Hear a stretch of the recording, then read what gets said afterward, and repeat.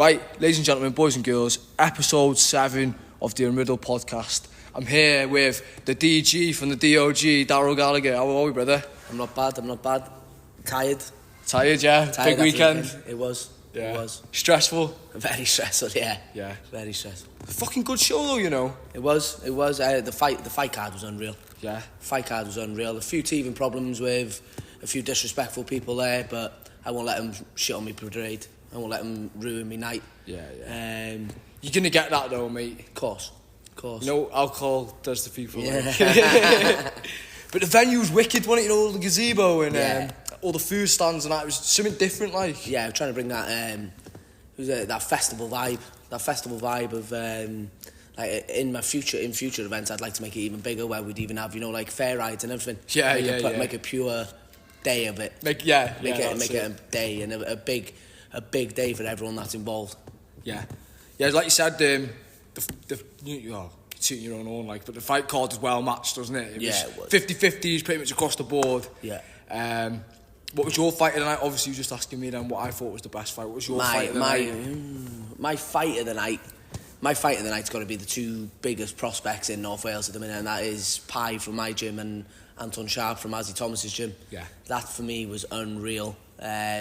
Performance of the night, like, I was very impressed with Pete Salami. Yeah. He was unreal. Tyler Essam, he was unreal. Every fight had something. That's why the atmosphere was so electric. Yeah, there wasn't any bad fights. No, it was all close. There was fights where everything was happening. People were getting knocked down, getting up, knocking the other fella down, and everything was just exciting. Yeah, it was all on display. Like, anyone else that you want to mention that was on form?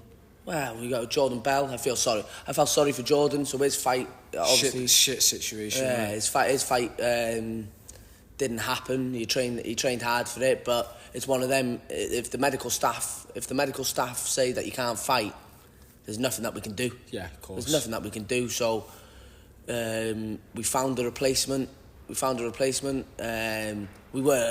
The fella went in there and tried his best, but wasn't on the same level as Jordan. Yeah. So, but we've got big things in the pipeline for Jordan. Like, he's got a world title fight down in Birmingham in a few months.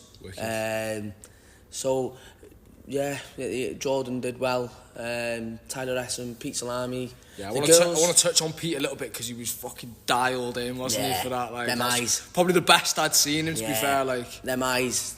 He was from the moment. I think it was the first 10 seconds, first 15 seconds. Ryan dipped his head and Pete hit him with an uppercut. Yeah. And you can see from that uppercut. I watched the video just before coming. You can see from that uppercut. Yeah, he knew he was in for a long night. He was throwing like 6 or 7 shots with the same hand, wasn't he? Yeah. And not many people can do that. Yeah. Not many. Everyone's taught, you know, these traditional ways. Not many people can mix it up where things are a bit more unorthodox, but it works. Yeah, that's just him though, really, isn't it? The Black Mamba. Yeah, he's unreal. Yeah, unreal. Trying to think who else was a fucking highlight of the show. The girls were good, weren't they? Obviously, Sophia and Romy. Yeah, that was a cracking matchup. Both similar level. Both girls full of respect. That's the bit I enjoyed as well. There was no, you know, to-dos, you know, between fighters or coaches or nothing like that. Yeah. Everyone was just respectful. Yeah, everyone knew that the card was 50-50. Like, you had to really be on your game to get the win. Yeah. And I think we definitely showed that. Like, for my first show, all I wanted to do was show our intent to what we want to bring to North Wales. We want to bring the best fighters over. Like, I've already... I've been on the phone this morning. We've already started matching some massive fights for the next one. Yeah. Some massive fight.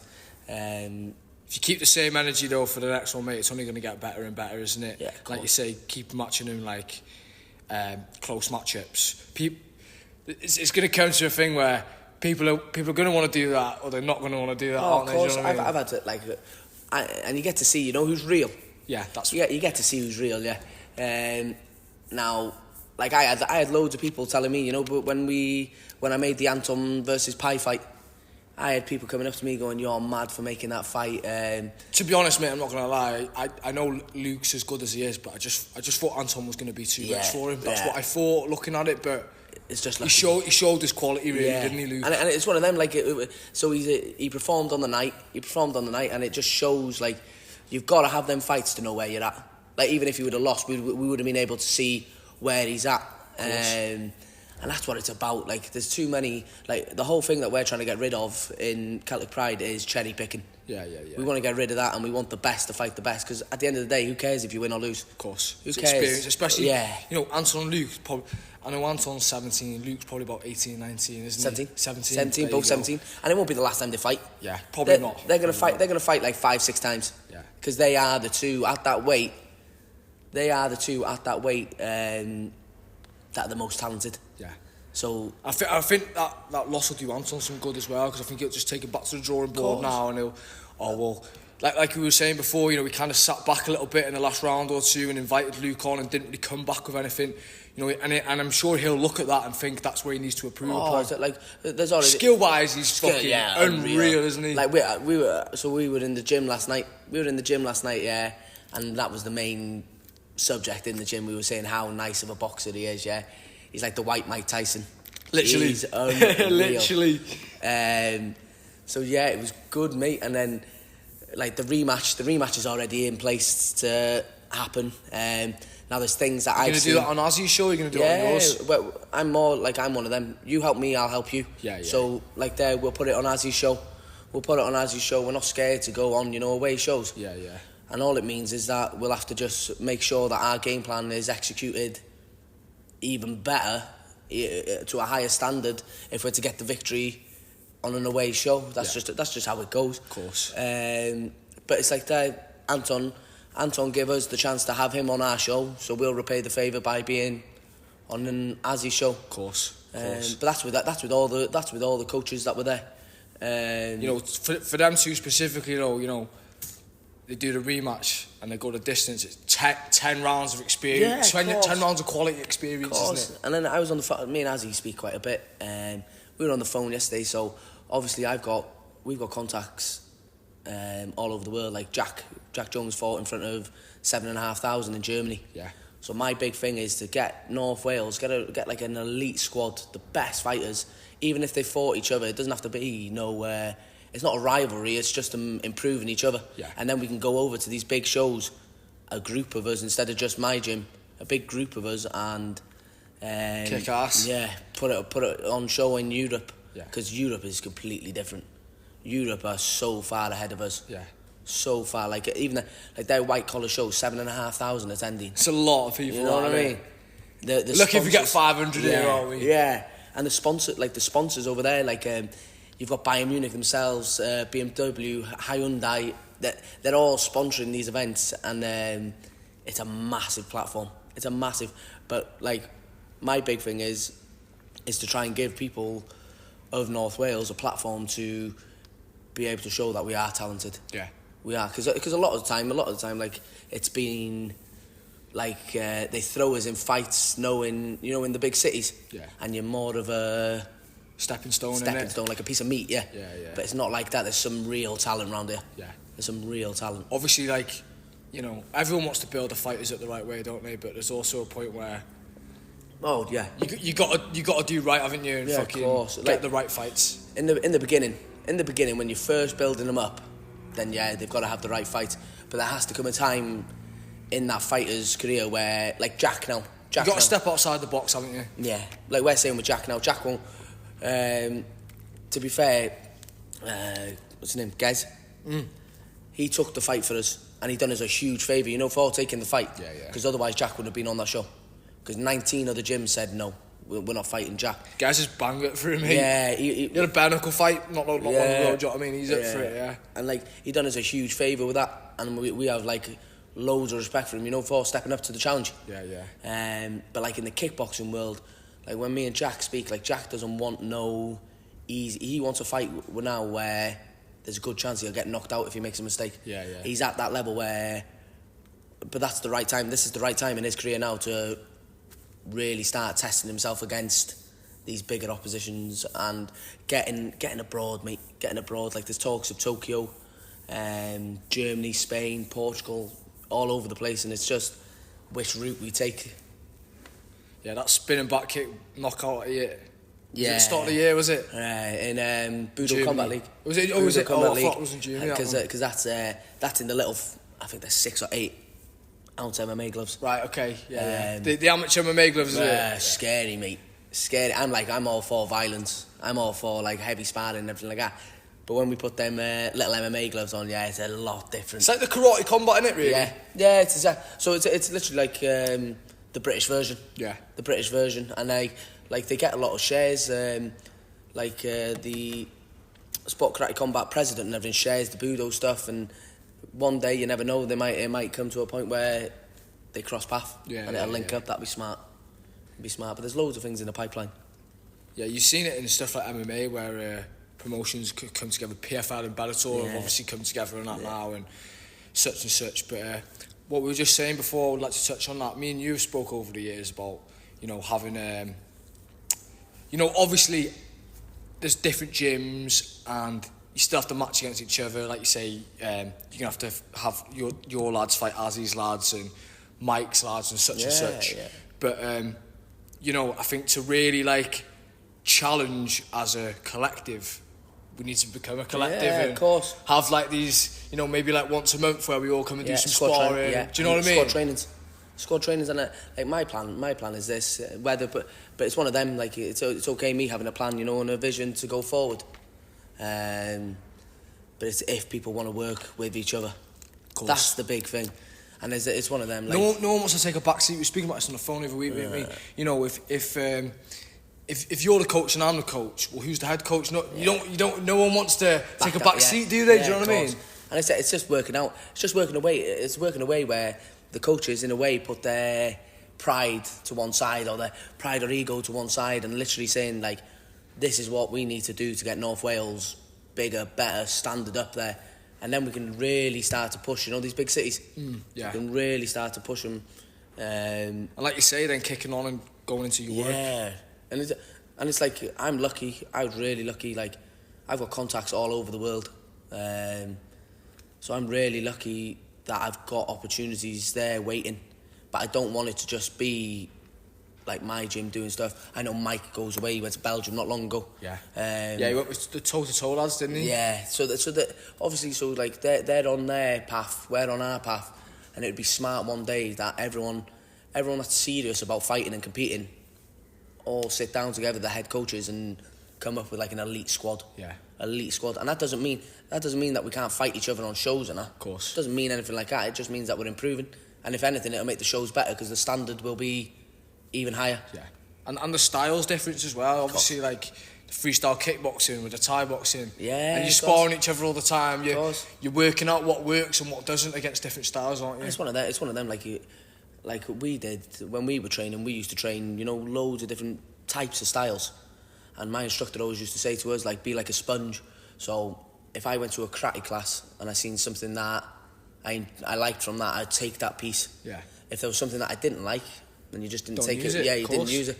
And then that's where the freestyle kickboxing comes from. It's a thing of use what's useful and get rid of what's not for that individual. Because the way I fight to the way Marcus fights, or the way Jack fights, or the way to how you would fight, it's all completely. Everyone's an individual, of course, and that's I think that's a major thing. Gyms, some gyms they teach everyone to fight, the same way. Yeah. But once a plan's been made and the plan works against one of the fighters, there's a good chance it'll work against every single one of them. Makes sense. Yeah. I don't try and change. I give people I say, it's like baking a cake. I'll give them the recipe to bake the cake, but how they bake the cake is up to them. You're giving them the ingredients, and then they do that. Yeah. And that's how our gym works. I've got people in there that just love to scrap. I've got people in there that are unbelievable movers, and it's good. It's good because in the sparring you're seeing clash of styles all the time. Of course, you're seeing there again, referring back to the Anton and Pai fight. Now, Anton's, how many people has he knocked out? I think most of the fights, yeah. 2 or 3, isn't it? He's only had 5 fights. Has he, yeah? Yeah. Has he, yeah? You wouldn't think for the skill of him, would you? No, not at all. I think that was his 6th on the weekend with Luke. Was he? Yeah, because he turned the first thing, and he has so much respect. He was so respectful after it, and he was like, I think he was shocked that Pike took some heavy shots, but was still there. But again, it comes back down to the training. Anton's used to walking through people, mate. Banging people, and he's got that power. Yeah. Like I think it's the second round. I've never seen Pie hurt. I've never seen Pie proper hurt, and I seen him get hit with a left hook. He got hit with one of them leaping left hooks that he hit him with, and it's the only time that I've ever thought, okay, Pie, you better move. All right, yeah. Like that, but it's lucky that Pie has them training partners down the gym, like Big Rye, Big D. That now these are big boys. These are big boys, and they don't hold back. They'll try and take Pie's head off. So I think that's like a bonus because he's used to taking big, heavy shots. Of bigger guys. Yeah, so it wasn't a shock. You know, when he got hit with the shot, he was like, "Oh, I've been here before. Yeah, I can manage this." Yeah. So let's talk about you then, bro. With the kickboxing, when did you start? I know you've been in the game for a long, long time. You started with Alfie Lewis, yeah? No, I started with Chris Edgell. Oh, did you? Yeah. Chris Edgell, I was with. Right. Okay. When I first started, so I was with him. I started when I was about 6. I think I was about 6. Were you travelling to Mockdra? No, Bangor. He used to have one behind the arcade in Bangor. Right. It was the only thing. Yeah, the arcade was great there. The arcade was great. And when did you start competing? When I was about 8. Yeah. When I was about 8, I started competing under Chris, and it was in Woomera, yeah. It was in Woomera. And then I was with Chris till I was about 10, 11. And then I'd been in Woomera for a while. A few things happened with politics. Put it down as politics. A few things happened, and then I ended up leaving Chris. And then when I fought for my first world title in Malta at the age of like 11. 11, I'm sure it was 11. Is this Woomera again now? Woomera, still Woomera. And when I went to Malta, my mum and dad, instead of coming with me, they went to Spain to go watch the WKA. It was back in the WKA. It was one of the biggest ones out there back in the day.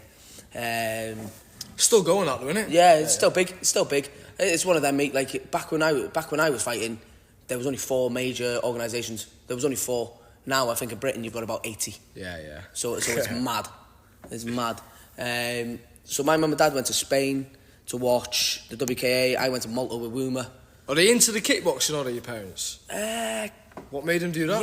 Yes and no. Like my dad was unreal. Like he would sit there for hours, you know, watching people that I was going to be fighting, and he'd pick up on little habits. And then I had a gym in my house, and in my uncle's business we had a bigger space there that we used to go do work. And my dad would literally sit there for hours and realise, right, when you do this with a certain fighter, he'll react in this way. So then we would just drill. And then my dad would wake me up at like most mornings 5 in the morning. I'd be going for a mountain run. So I tell people, like, you know, and these days it's mad. Like people complain about training 3 hours a week. It's crazy. It's nothing, is it? When I was training, we were doing like 25, 26 hours a week. It was like we were training like pros, yeah. But it was a different time. Like everyone expects these days in 5 months that you're going to be world class. Well, no, it doesn't work like that. No, the more you put in, the more you get out, and it takes years and years and years to develop. Like you say, it's not just however many months; it's the amount of hours you're doing it. Yeah, isn't it? Of course. Like I put it on a post the other day.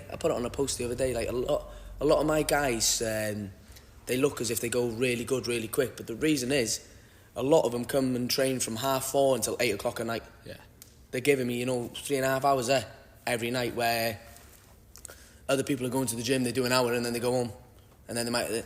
So where they're doing 3 hours a week, my lads are doing 3 hours in one night, and it's just how dedicated you are is how far you're going to go. Of course. Yeah. So mum and dad went to Spain. They seen a guy called Robbie Hughes. Unreal. Like he was my hero. Him, Carl Swaby, Michael Page, and Alfie Lewis. They were my heroes. When I was growing up. And they went to see Robbie, and they had a word with Robbie over in Spain, and they said, "Oh, do you think there's any chance my son could come down and train with Alfie?" And Alfie's wasn't like that. You couldn't just go in there. You couldn't just turn up and say, oh, I want to train here. You had to get invited or type whatever. thing. It was like exclusive, yeah. So in the beginning, Robbie said there's not a chance that Alfie's going to teach him. So then we turned round and we said, okay, can we do one-to-ones with you? And they said, yeah. So for months, I think about 6 months, I was just doing one-to-ones with Robbie. And every 4 or 5 weeks, he would ask Alfie, oh, I've got a Welsh kid there. He's dedicated, he's got potential. Can he train with us? And Alfie would just go, no. Yeah. No. Putting it in his ear, though, every so often. Yeah. Like. And he didn't like, not that he didn't like outsiders, but what had happened in the past is, say he had accepted someone to come train in his gym. They would learn a few bits, learn a few tricks. Now these, my senior grades were the best. Like when they used to walk into competitions, people would put their heads down and think, oh, we're in for a long day. They knew that they were the cream of the crop. So what happened is a few times is people would go there, learn a few secrets, we call them, learn a few secrets on stuff, and then they would leave. Start doing their own thing. Yeah. So then he got to a point where Alfie would just say, nope, no one's coming in yet. So I was lucky. After about 6 months, he said, right, I'll give him one session. I said, okay. So went down there, and because of the way it was, I think the only people that would speak to me was Robbie, because I knew him, and one of my other senior grades called Lorraine. They were the only two that would speak to me in the whole gym. Now the gym was about 25 people in there. How old were you at this point? 12, 13. Scary, mate. Yeah, I bet. Scary, mate. Like I remember even after I got accepted in, I remember like I used to sit in the car, and when we would turn a corner, I knew that we were like 5 minutes from the gym. Yeah, I get in like pins and needles. I'd be like, oh my God, I'm gonna get my ass given to me here tonight. And that's how it was. Like Robbie, all the senior grades, mate, because of the way they were trained, they passed it down to us. Of course, yeah. So like hard sparring, like Robbie, I remember Robbie snapping me with a jump spin and side kick, yeah. And in that gym, it's not like, if you get hit and you go down-winded, they don't stop. You have to survive, you have to fight through it. And yeah, I remember that Robbie's broke me a few times. But that's the way the gym is. But then Alfie always used to say, piss goes downstream. So you start at the bottom, getting pissed on, and then as you build yourself up, you'll make your way up the ladder, and then you become the big dick that pissing. Yeah, pretty much. So then there used to be like me and Marcus used to do a thing when it came to our time. Me and Marcus used to do a thing around Christmas time where we'd call it the break session, and every single person that was in that session, they would spar me, then spar Marcus, then spar me, then spar Marcus straight after each other. Heavy. And we'd do it high intensity. Short tank kind of thing, yeah. Yeah, high intensity. And we'd do it once a year just to, because that's how we were brought up, you know what I mean? Like, I could tell, there's stories from Alfie's gym. Like, if you spoke to people on the freestyle circuit, like, there's Chinese whispers of, like what things that have happened in the gym and all that. Yeah. It's crazy, mate. But some of the stuff that's happened there, like, you wouldn't change it for the world, but it's crazy when you think back. It's crazy. But Alfie's like especially in the freestyle kickboxing, he's like the Muhammad Ali of boxing. Everyone, like, we go to a competition, yeah, every single person will want a picture with him. Yeah. The records he set in the freestyle world were crazy. Like, I think there's only one person that's done the Wacko record. Alfie had it for years and years and years. Record for what? Winning successive world titles. Right. And in the Wacko, so Wacko works a bit different. Wacko, they only have a world championships every 2 years, and only 2 people can go in each weight division. So like it's just a one match? No. So like in Britain, you can only take 285 kilos. From one nation? Italy can only take 2 people. Yeah, Serbia can only take, UK 2 people. Yeah, and it goes like that. And Alfie held the record for the most successive world titles. He didn't lose it for years and years and years and years. What weight was he? I think he was like 85, 83, 85. Yeah. Oh, I didn't think he was that big. He's a big man. Is he, yeah? Yeah, he's a big man, mate. And he's one of them, like, when he goes, he's still like what, I'm 29 now. I'm 20 now. If he was to bark, like a competition now or something, if he was to bark, I'd still be like that little kid inside. I'd be like, whoa. Yeah. It is, but it's the way that they trained us. You know what I mean? Like the way he trained us was like the military. Like you ask any of his ex-students, you ask any of them, okay? I guarantee they I guarantee. But you don't get away with half this shit nowadays. No, you wouldn't. Like health and safety, fucking bollocks that. I guarantee you, every single one of them would say that they've had a dream where you can hear Alfie's voice in your head, shouting like out in bed. But yeah, haunting him like. Yeah, but not like none of us would be as successful as what we are if it wasn't for the way that he trained us. Of course. Like every single one. At the time, it's like, oh, for fuck's sake. Yeah. But after you're like, thankful, aren't you? You know what I mean? Like I'm lucky. Like the people that did it for me, it was some of my family taking me to Liverpool 3 times a week. The schools that used to let me leave early so that I could make training. Yeah. So I was lucky in that sense, and then I was lucky that I got to train under the best. Yeah, the best in the world. I was lucky to be able to train under him, and every single one of his senior grades, the ones that actually made it, to be in the black belt under him. If you looked any of them up now, every single one of them is successful. Yeah. Every single one of them has done. You mean in kickboxing or in life? In life. In life, yeah. In life, like Robbie Hughes. Robbie Hughes was one of his biggest senior grades, yeah. Right. He's a multi-millionaire.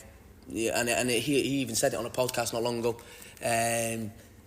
He uses the blueprint that Alfie gave him in business. So he's ruthless in that way. And it's just every single... He's translated the teachings to life, basically. Yeah, and that's the difference. It wasn't just a kickboxing gym. Yeah. It taught you everything. But the mates that you made in there, they're not even mates, they're like brothers, yeah. You spend more time... When you're beating the shit out of each other every day, it's... And then we give each other a cuddle after. Don't you? Yeah, that's and then it. you give each other a cuddle after. And like we used to put... like it's still in the gym, he won't get it fixed. Callum Glover, another one of our teammates, unreal talent. But he came from another gym to our gym. So obviously when he came to our gym, it was, right, we've got to test him. And there's a hole in the wall underneath the light switch for the bathroom, and that never gets filled up because that's where I put Callum's head through the wall in sparring. And it's a piece of history. It's a memory, yeah. It's a piece of history. And like Alfie's gym is the only one that I've gone into, and so Alfie's gym's like this. You go through like big black gates, like prison gates. Big black gates. You walk in, and it's like, wow, okay. And then when the door opens, you've got a corridor. You turn right, and then there's a corridor going down. But you can smell, it's mad. Like you can smell the history. You can smell the blood, the sweat, and the tears that are in that gym. And it's. I even get it now. I get goosebumps when I go visit there now. I get goosebumps walking up the hallways, and then the door's always locked, for the main gym. And then you got to knock, and then you bow. We always do that when we do it in our gym as well. You bow, as you enter the gym. You bow as you enter the gym, and it is like most people's childhood and memories that were involved are all in that gym. It's unreal. So when did you stop, lad? 21. 21, yeah. 21. So it was one of them. So I'll even admit it, I fell out of love with kickboxing. When I was on top of my game. I was winning everything. And I went over to the Waco World Championships. And we were out there. I beat the favourite, the seed. So, the seed. Right, yeah. I beat the seed. I beat the number one. And because it was in Italy. No, Serbia it was. But the president at the time was an Italian, and I beat an Italian kid that was seeded number one. So I've beat him. They've raised me hand and that, and I've gone into the back. And I knew that I was going to fight a Russian in the final. Now the Russians, they were game, they were strong, but they were just straight line fighters. Yeah. So I was confident that I could do it. I was confident, and then I was getting juiced warm. up. Yeah, juiced up, and they're rough fighters. Yeah, like they do dirty tricks, like say they got inside your guard, they pop their head up and everything and hit you underneath your chin and that. And then I was about to walk out to fight the final, and as I'm walking out, I see the Italian kid that I've just beat in his gear, and he just turned around to me and went, "Oh, they've changed the decision." I was like, "What?" And they went, "Oh yeah, technical fault. So the decision, we've changed it." And then I would say at that point, that's where my love for mat kickboxing changed. Yeah, it was like that bullshit. Yeah, it was. that it took me ages, you know, to like I didn't. It sounds bad. It sounds bad because I preach to train hard and everything, but you know, the extra bit that I used to do, like getting up at 5 every morning to go for a mountain run, you know, stuff like that. That slowly started to go because my love for it had gone. So I blame me getting injured, my knee snapping, on the fact that I probably wasn't training as hard as I should have been, you know, for the fights that I was having. Yeah. I was still winning, but nowhere near what I was in my prime. It's all the other stuff as well, you know, like, you know, diet changes and stuff like that, and fucking... Yeah. Like you say, not putting everything into it. Yeah, and it's like... when I was at my prime, like I remember one year we fought every single weekend, you know, different comps and different organisations. I went the whole year without losing, and then the last comp I got second place. So I nearly went a full year of nearly every weekend fighting without losing. And it was different in them days. Like these days, you go to a competition, you're lucky to get 2 fights, 3 fights. Back in the day when we were fighting, it was you'd get what, full day, yeah, 15, 16 fights in a day. Yeah. It was, if you won your division, you'd work to win that division. I think, you know, with the rise of other combat sports, so yeah, boxing, Thai boxing, MMA, stuff like that, like there's less of a demand for that kind of stuff. I get you. And it was my biggest thing is this, and I hope they do try and sort it. The biggest thing at the end of the day is the money. Everyone, the people that run that side of stuff, it's all about money. Yeah. So then, like I said, back when I was fighting, there was 4 organisations. So the way I used to look at it, if I was winning all the comps in all 4, you're the best. I'm the best. Yeah. That's how I looked at it. Where these days it would be impossible because, like in Britain alone, there's like 58, 68 different organisations. Yeah, you haven't got enough fucking time to you fight know, that much. You know what I mean? It's mad, mate, and like everyone's just created, you know, this own little bubble for themselves. Yeah, it's the same with the fight shows. Like I was saying, we're trying to get rid of the cherry picking. We're trying to find out who's real. But it's the same people, like I've won world titles, and I know the majority of them world titles are legit. Yeah. There's a few in there that, yeah, they're probably not, they don't mean as much to me as others. But these days, there's that many organisations. You've got in Britain alone, there's probably about 68 different world champions at one weight. Yeah. How stupid is that? Ridiculous. How stupid. Like you say, you're going from having 15 fights in a day to like 2, a quarter of that. Do you know what I mean? Yeah, 2. You know what I mean? Okay, even there, mate. I've seen it at different times where people have gone to a big event and then they'll have a straight final. Well, you're not the best, no. Yeah. You're not the best. One match, innit? Yeah, you're not the best. But it's one of them as well. Like I tell my guys, if you ask any of my guys, none of my guys, Jordan, Jack, any of them, like Jordan, Jack, everyone knows who they are. Everyone knows who Jordan and Jack are, but not one of them are big-headed and think that they're the boy. Yeah, no, they're all pretty humble, your lads. Because we won't take like if you ask Jack and Jordan, yeah, I've probably complimented them on their fighting in the whole time that they've been with me about twice. Like as soon as they get out of there, I'll say, even if they could have had a knockout in the first 30 seconds, I'll say, yeah, but you did this wrong. Yeah. But that's just the way I work. I'd rather look at the To be honest, mate, it's you know, if you just tell someone that they're good and well, you just kind of like fucking blow smoke at their ass. Yeah. But you know, if you give them something constructive, yeah, of course, you go, all right, okay, yeah, you're right, I should have done that. And don't get me wrong, it's a very big positive in one sense. But then in the other sense, you know, some people, and it has happened in the gym where, because I don't compliment people, sometimes people think, fuck, am I good enough? Yeah. Am I good enough? Oh, I've never been complimented. But I think it's all an individual thing though, mate. Yeah, sometimes some people need an arm around the shoulder. Yeah. Sometimes some people need to be fucking like told off. Well, do you know what I mean? You've seen me coach. I'm rather going absolutely ballistic, or I'm calm. But that's again, like, you've got to get to a certain point, you know, in your fight career.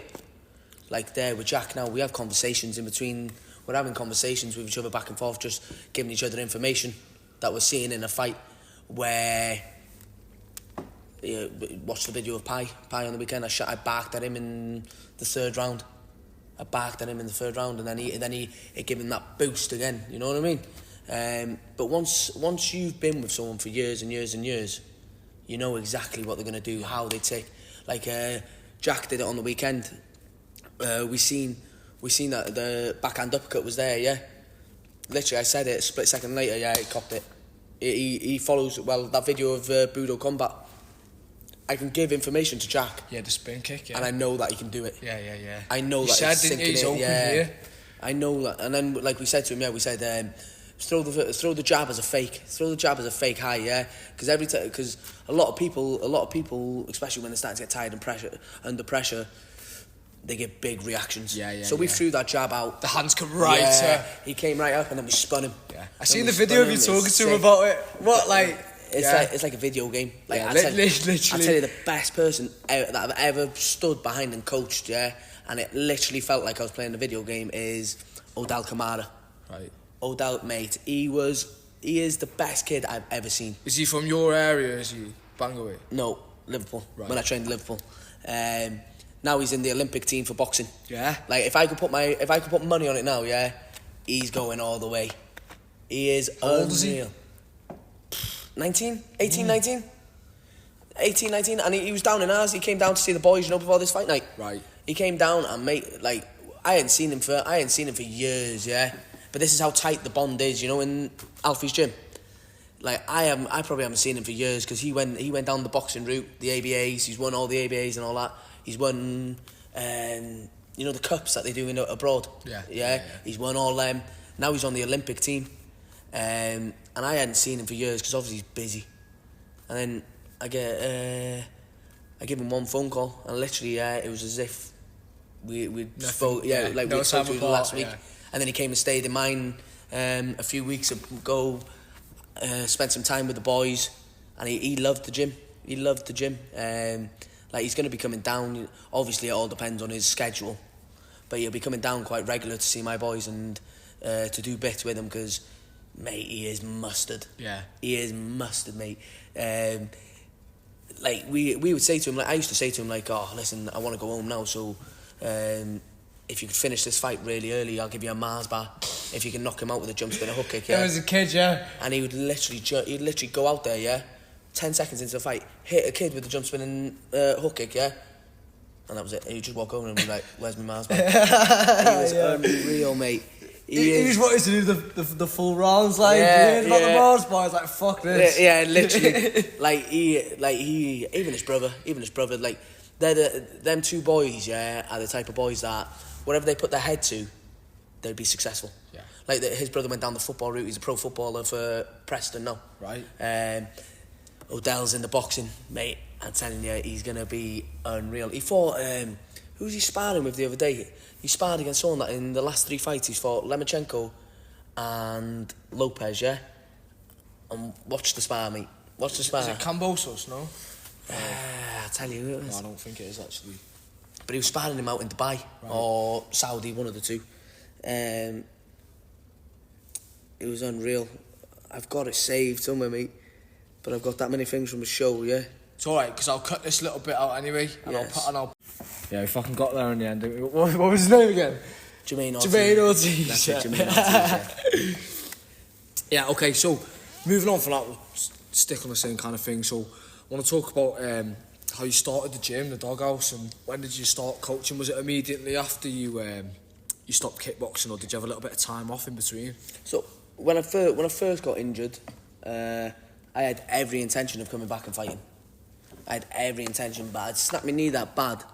It would get to a point where I'd think, right, I'm nearly back to where I need to be able to start fighting again. And then say we were 2 weeks away from being at that point, it would snap again. Yeah. And it just keep snapping. And every time it snapped, they'd have to take a piece of my hamstring out to replace my ACL. So now I've got hardly no weight, hamstring in me right leg. So it came to a point where the doctor said to me, you can rather risk it one more time to try and do this comeback, or if it does snap again, I'd have to walk with a crutch. Yeah. I'd have to walk with a crutch all the time. It's not worth risking. I know, and I thought... your whole life ahead of you still. Yeah, and I thought to myself, I'd won everything. I'd won all the major organisations. I'd done stuff in the sport that other people hadn't done. And it was just a point of, why would I risk doing that? And like I said, I've been fighting since I was 6. I've been competing since I was 8. Fighting every weekend for a good chunk of my teenage years. And then butterflies, I say this to everyone, once them butterflies stop, you know, before you fight you get them butterflies. Once they stop flapping, yeah, your love for fighting's gone, yeah. Probably time to call it yeah, a day. Because you're not even worried about the buzz isn't there anymore. So then we started teaching, and it was with Jamie Edwards. It was with Jamie Edwards. So we started off, me, him. I was the kickboxing coach. He was the boxing coach, and Wendy used to have a weightlifting bit, like a women's weightlifting, powerlifting bit, yeah. And that's how it started. Was that in Jamie's toe-to-toe, was it? Yeah, it was in toe-to-toe. So I just used to teach. I think it was similar. I used to stick to the same days that Alfie used to make us train. So it was a Monday, Wednesday, Friday, and we still stick to the same times that we did. So like our main session is a Monday, 7 o'clock, Wednesday, 7 o'clock, Friday, 7 o'clock. That's the main session of that night. So we started that with Jamie, and then we moved from by quicks up to a massive unit. It was huge. And we were there for a little bit. And then stuff started happening where Jamie went his own way, and then I got offered to take over the downstairs. And that gym was huge, mate. Like we used to have a kickboxing room, and it was huge. We used to have a bag room that held about 14, 15 bags up in there. And then I bought Enzo gym off him, all of his equipment, and we put it in there. So we had a full weight gym, we had a full kickboxing space, and then we had a full bag room. Yeah. That's how big it was. Wicked. Yeah. It was huge, but it was probably at the wrong time because I was only just starting out. Coaching, yeah. I was only just starting out. And the problem, like I think one of the biggest problems I had around here, and I still think it's today, is because I wasn't fighting around here. I spent most of my time in Liverpool. So a lot of the people around here don't have a clue, you know, who I am or what I've done. You didn't make your name or whatever around I here. Didn't fight no one's seen it around here kind of thing. So then I didn't have the same, you know, pull. Yeah. It's not like, for example, Mike Egan. Everyone knows Mike, you know what I mean? Everyone knows Azzy. Yeah. Everyone knows Ryan Mack. Yeah. You know what I mean? I didn't have that pull because I didn't fight round here. But then, slowly and surely, we started, like, mate, I used to be buzzing. Like, I remember now, yeah, you know, if, like, 6 people turned up to my class, I would be over the moon, yeah. Now, I think, like, last night, obviously, the weekend after the show, yeah, a little bit quieter than normal. We had 15 in last night. Yeah. And everyone was looking around at each other going, where's everyone? You know, what's going on here? You know what I mean? It just shows, you know, how far it's come. And it's... like the biggest thing. You've been in there for about 5 years now, this gym, yeah? Yeah, and to be honest, I prefer this gym. I prefer this gym to the big unit, yeah, because it's old school. Yeah. It's pure old school, mate. Yeah, it's got that feel to it. Yeah, you go in there, yeah, you know you're in for a hard time in there, yeah. You come to us for a reason. But the biggest reason that we started to boom and people started to take notice of us is because of the likes of, like, yeah, I say... Jack, Billy was one. Billy, he doesn't fight anymore, but he was one of my first fighters. And then we just started doing stuff really quick. Like Jack and Billy went to Portugal to fight. Jordan Bell's the reason that the gym has so many boxers. Yeah. Jordan Bell is the reason we have so many boxers. Like we have like me, I never fought a boxing fight in my life. I've never fought a boxing fight in my life. But I understand it, and obviously we're doing something right because we keep on winning. Yeah. There's a winning formula in there. But a lot of my guys do both. They do kickboxing and boxing. They do both under me. And don't get me wrong, like there's so they help you the coaching any of the lads? Now. Obviously Jamie does the MMA. Jamie does the MMA, yeah, but that's that's his thing, yeah, like I couldn't tell Jamie, like I couldn't turn around to Jamie and say anything about grappling. I couldn't even say. Of course, yeah. Like me, you know, if someone got a guillotine, I'd probably still call it a headlock. Yeah. Like, a headlock, you know what I mean? I haven't got a clue. I couldn't do it. I couldn't do the ground game. Like when Marcus was first getting into MMA, I used to go to classes with him on a Friday, and I didn't mind the stand-up, loved the stand-up bit. As soon as you get taken to the mat, the ground bit, I used to be like, oh, what's going on here? Yeah. Like, some people just don't like it, it's just claustrophobic, you know, when they were sitting on top of me. Yeah. I was thinking, oh, should I bite him? Can be, but you get you do get used to it though. Like first few times, it's really uncomfortable. Yeah. But then like that's your thing of right, fucking anything. Yeah. Do you know what I mean? Then you learn to get back on your feet. I think to be honest, I think it was because you know the age that I was at. Yeah. I was still like I've changed so much as a coach, so much as a person. You know, in the last like 7-8 years. Yeah. Like when I first opened my gym, I used to be a lot more volatile, like my way or the highway. You know, there'd be stuff that I didn't agree with, and if I didn't agree with it, I used to think that none of my guys should agree. You know, like in like certain techniques and all that. But as I've got as the everyone's their own person, aren't they? Yeah, and everyone develops. Like I've developed as a coach massively. And I used to, like, my big thing was that, I used to think to myself, well, I used to train this hard, so why the fuck can't everyone else? Yeah. But everyone's not like that. Everyone hasn't got the same drive as what the next person has, you know what I mean? So, yeah, I don't remember what we were talking about, you know. About your coaching and that. I asked you, we're speaking about the grappling and that. You said you did a few classes with Marcus, but then I said, do the lads help you coach in the gym? Yeah, of course. So, like, I'm lucky. That's what I was saying. So, because I was set in a certain way, I wouldn't let anyone take my classes. You wanted it a certain way. And it was my way or the height, you know what I mean? Yeah. Where now, mate, Jack, you should see Jack. Like, I don't do one-to-ones that much anymore because I've got my family. You got another job as well, haven't you? Yeah, I'll always have that job. Yeah. It's just security. Do you enjoy it? Yeah, sweet, you know. Sweet, like, I'm a busy person. I'm better when I'm busy. Yeah. As soon as I start to slow down, I'm a miserable fuck. Yeah. You know what I mean? So I'm better when I'm busy.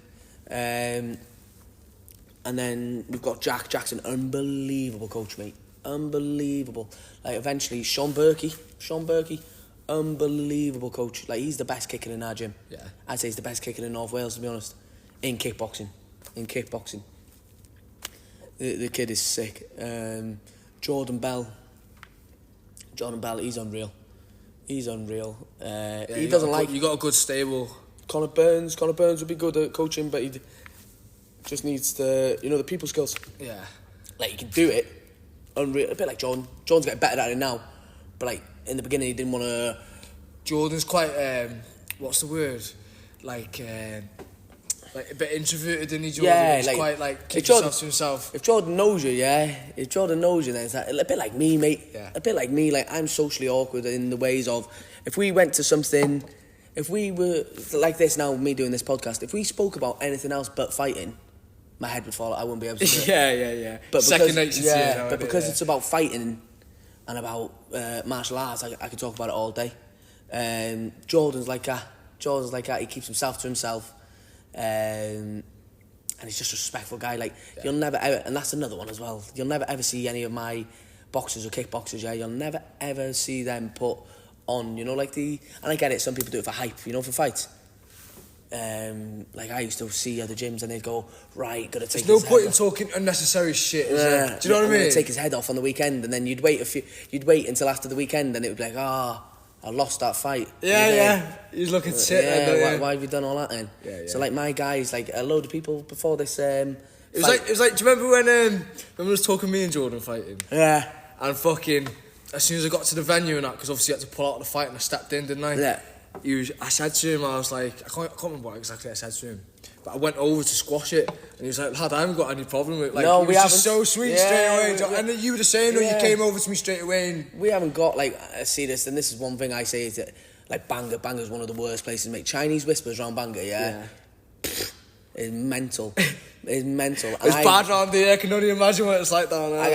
I tell every person I know, you know, if I had something to say to them, if I had something I really wanted to say to someone, I'd rather just say it to them. So I just tell people, like, I've told people, like, you don't have to worry about if I had the problem or had an issue or thought you were doing something that I didn't like. You just fucking do it to the face. I'd say it, yeah. Because the way I like a man. And the way I look at it, like I even tell my kids in the gym, I can go on a massive flipper. Even in the kids' class, I'll go on a massive rant and a rave, yeah? 20 seconds later, back to being sweet. You know, I'm back to normal. You got it out there. I've just got to get, you know, especially something that I'm so passionate about. I've got to get me point of view across. But yeah, I don't get... we had it this time. We had loads of people saying, "Oh, is Jordan training for this fight?" I was going, "Yeah, why?" And they were like, "Oh, we haven't seen that he's been posting on social media." And I was like, "We don't do that. We don't do that. We like work in the shadows." We've never ever and I get it. Like I've even thought about it. I've seen other gyms they do, you know, like a gym Snapchat. Yeah. So they put stories up and all this, and brings more people in. Like I get you, but I've got them old school, you know, because of the way Alfie was. I don't like people seeing everything that I'm doing. I'm not really into that. We just try and we do our own thing. And don't get me wrong, we're a family down there. We're a family down the gym. Like everyone's together, yeah. But it's what's the word? Dysfunctional. A dysfunctional family. Like we got some characters there, yeah. We got some characters there. Yeah. I know one or two, like. But we've all. But like, it's one of them as well. We've all got our pros and we've all got our cons. Yeah. Of course.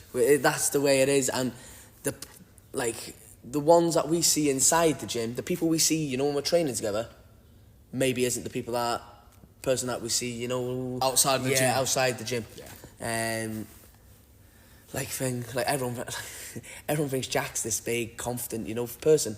When he fought in Germany and there was big hype about it, I think there was three or four pubs in Bangor bought the live stream from Germany to put it on in the pubs. Right. So that's massive, you know, for the kid. Big deal, mate. And then he did. How old is he? What, 20, 21? 20. 20, yeah. 20. And he turned round, yeah. I remember when he came back and he didn't leave his house for like 2 days, 3 days.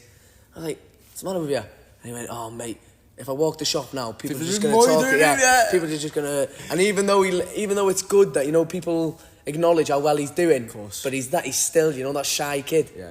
He's still that shy kid. I'm the same though, mate. I hate getting the praise that he doesn't. Yeah, but again, is that might be down to, you know, because we don't praise him down the gym. Yeah. They're not used to it, so when people say it, they're like, all right. Yeah. They don't know how to react to it. Does it feel like it's genuine? Does it? Yeah, you know what I mean.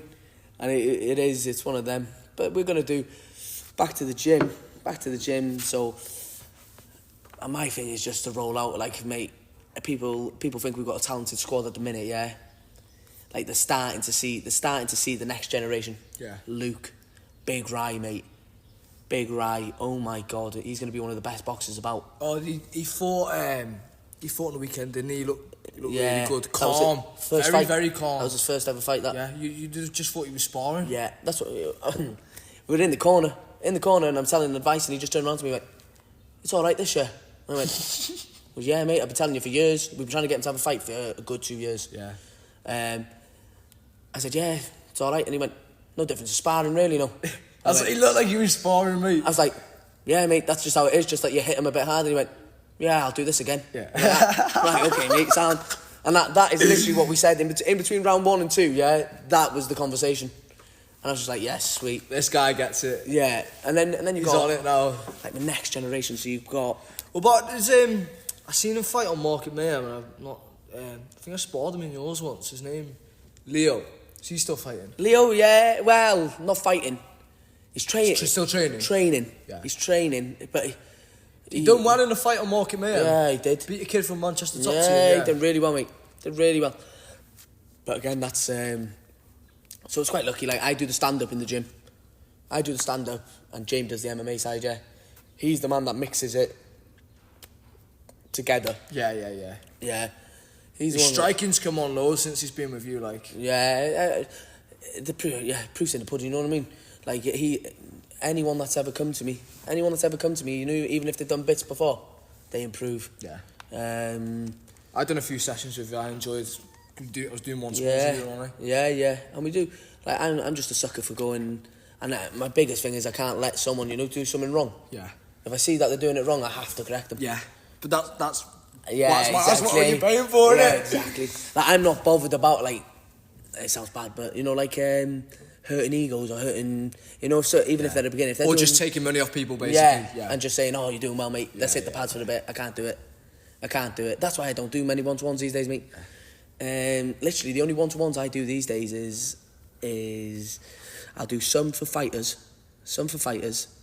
and then the other ones I don't know if you've seen recently. There's been a few incidents where, you know, kids are like ganging up on one kid and all stuff like this, and I'll reach out to their parents and say, listen, free of charge, bring your kid down to me, and we'll make it so that they can look after themselves, so that they've got, you know, that confidence to not. Because mate, there's nothing worse than that.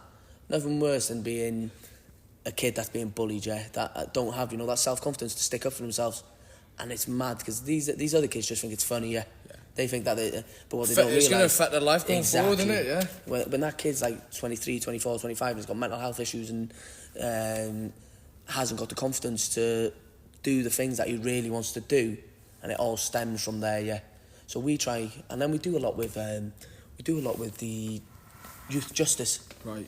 And mate... Bringing kids that are like, getting in trouble and that, I won't even lie to you, it's the best thing that could happen for me. Yeah. Because them kids already have, you know, that anger in them. Yeah. That anger. They just need an outlet, isn't it? I got to channel it in the right way. Yeah. I just got to channel it in the right way, and put them on the right path. And the ones that we have done that, with, they're turning out to be unreal, mate. Yeah. But like I'm saying, like my next generation of fighters, mate. Again, I tell people, and people are shocked by this, but they will surpass Jordan and Jack. Yeah. They will surpass Jordan and Jack, and there's no doubt about it, because they're training with Jordan and Jack all the time. Of course. You know what I mean? If you're training with what people consider to be one of the best round here, every day in, day out, there will come a time where, even just in a couple of years, like we've got mate like Big D, Joe Morris, Callum Thomas, mate. Oh my God, mate. Callum Thomas, see power on a kid. Yeah. See power on a kid, mate. Like when he first get a bit like Pi, him and Pi came together, I think, and they were both like 88 kilos. They were just big. Flew off Luke, yeah. Yeah, they were just big fat munchkins, and they used to just be like I didn't even realise. Like Pi showed me pictures, I didn't realise that Pi's been with me as long as that was him. Yeah. Because that was him. Yeah. The same with Callum, mate. Like now they walk around, they got a body like a god and they're ripped and all that. I'm thinking, fucking hell, what's going on here? Yeah. So you're not the same kid that walked in here a couple of years ago. and made the power, but it's as if they've kept, you know, the power that they had at that. Yeah. They've kept that power. You tend to, I think. Yeah, it's good. Like, and again, our gym being our gym, like my kids spar them, and my teenagers spar men from an early, so that they're not scared to.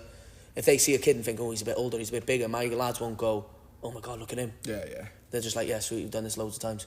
And yeah, make like some of them teenagers, like the adults have to try their best, because if they didn't, they'd put it on their toes, And it's good, mate. Like next generation, and then you've got even younger ones. You've got Griff, Kian, Brooke. Brooke's my next girl fighter. Like her front leg is sick. Yeah. Her front leg is sick. You've got low. But like I'm probably missing, you know, about 10, 15 here now. Yeah, well you just named off about 10, 15 there, so you got a squad like... Yeah, it's like, if I got everyone that wants to fight in my gym, like, active, we've probably got about... You'd be out every weekend? 30, 40 active fighters. Yeah. Which is mental. It's quite a small gym as well, isn't it? Like, size-wise, so... It's a sweat box. Yeah, literally, it reminds me of the old Deffrin boxing gym. Yeah. It's the same kind of thing, like... I love that, and I can see people, you know, looking at like the fire door, and if it's in there and it's proper and there's like the mirrors are steamed up and they're dripping and everything, and they'll be looking at me waiting for me to open the door, and I was like, nah, I'm cold, I'm not today. It's the same thing, like it's again from Alfie's gym. People have music when they train. Yeah, my gym doesn't. We don't do it like. The only time we have music is rather I'm in an absolutely unreal mood, which is very rare, or it's Christmas time. Yeah, that's the only time that we'll we'll have music on. And if we do have music on, it's my music, and my music is cheesy tunes.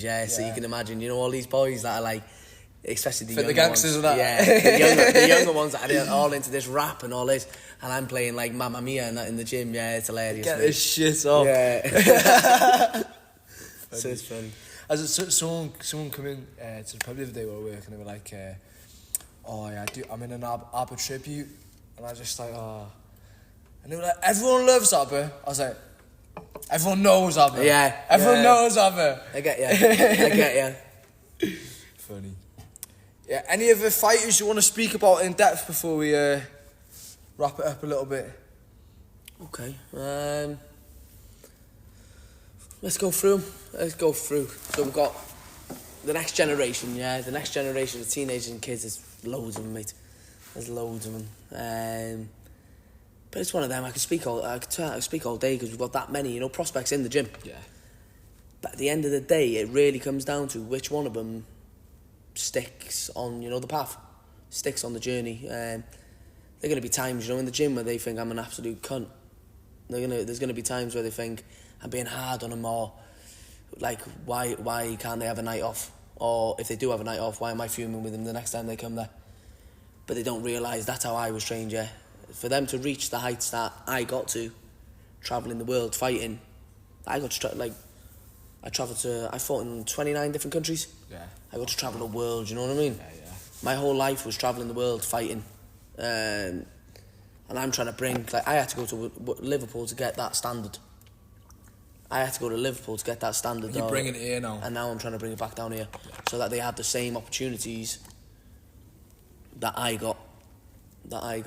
But it's one of different times now as well. Yeah, it is. Obviously, social media, like you say, with Alfie back in the day, do this and that, and someone else is going to do nothing. But with social media, it's not like that anymore, is it? It's different. It's a different ball game. But it's thing as well. I honestly think the standard in North Wales, especially these last 6-7 years, have really risen. Yeah. Yeah, it's got. I'd say, especially in the past 2 years, it's got a lot better around here. Really, there's loads, and there's loads of decent. Like when I first opened the gym,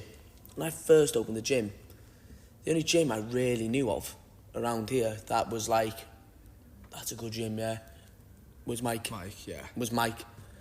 He's the only one putting fighters out away, putting them in Liverpool and Manchester. Yeah. I remember Jordan's first title was against one of Mike's lads, and it was against Ross. Ross, that was a good fight. That mate, unreal fight. But good Ross, Ross, mate, I've seen him now. Quality Thai boxer. Yeah, he's unreal, and do you know what? Lovely lad as well. Yeah, he is. Yeah, lovely lad as well. So much respect for him. Because he was meant to fight Blundell, wasn't he? Yeah, and then Ross stepped in, I think. Yeah. Ross stepped in, but he was fighting a week or two later in a show in Blackpool or something. Ross was, not an easy fight to take when you got a fight in 2 weeks, is it? Yeah. Against Jordan. And mate, I think that was a proper. Brought Jordan on. And it was a proper momentum for the gym. Yeah. That was a proper momentum for the gym, yeah. Your first, big win. That was our big... That was our Welsh title, was it? Yeah, that was our first big win. Yeah. That was our first big win, yeah. And then Jack was winning stuff in the kickboxing. And then it all just started, to slot into place. Yeah. And now people know about our gym, yeah. People know about the gym now, and they know that we're serious about what we do. I used to look at, some people that hadn't done... This is how I used to think. I don't care anymore, but I used to think like this. I used to see people, that hadn't done nothing or not done as much as me in the sport. But their classes would be 3 times the size of, what my class was. Yeah. And in my head, that used to puzzle me. I used to think, how's that happening? Because it's not one factor though, is it? There's a lot of other factors that... Of course. Do you know what I mean? That bring people into a gym. And people train for different reasons, yeah. Absolutely. People train for... there's a lot of hobbyists, mate. I'd say 60-70% of people are just hobbyists, aren't they? Do you know what I mean? I'm lucky now that in the beginning of the gym, we had to say yes to everyone. Come support our gym, yeah. And don't get me wrong, everyone's welcome to our gym. But a lot of people come to our gym now because they want to compete. Yeah. They want to compete.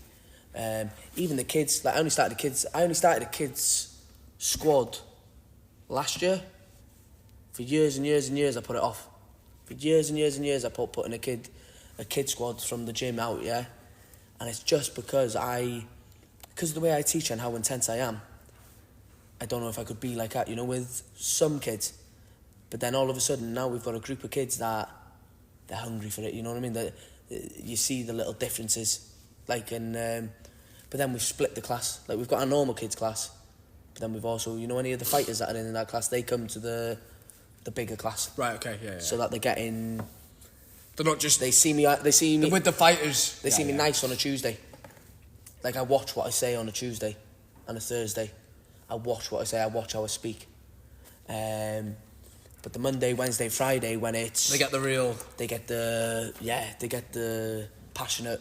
And if they do something wrong, I'll say whatever comes to my head is coming out my mouth. Yeah. You're not thinking about it. I haven't got a filter on a Monday, Wednesday, and a Friday. You know what I mean? No happy days. Right, so one last thing I wanted to ask you, Go on. and it's probably a little bit dependent on Jordan really, on whether he'd be asked about doing it, but would you make the Jamie and Jordan fight again? Because obviously, like, having it stop on the day is a bit like, do you want it? Do you know what I mean? But would you be willing to put it on again? Yeah. Yeah. Yeah, 100%. We would make, like, and don't get me wrong, like, I seen people, and do you know what? This is. I'll go on this topic now. I seen people giving Jamie shit. like, and saying, but the people that were giving him shit, I've never stepped in a ring. Yeah, of course. They've never stepped in a ring. It's always the way, isn't it? And I just felt like saying, shut up, will you? Yeah, he's got a fucking clue. Like, he's failed the medical, so under my insurance, he can't fight anyway. Yeah. Even if he would have said, no, I really want to fight. He can't. I can't put him on anyway, because I'm not getting sued or going to court just because a few people wanted to see a fight. Now, don't get me wrong, can the fight be made in the future? Yes, I hope so. I do hope so. But I want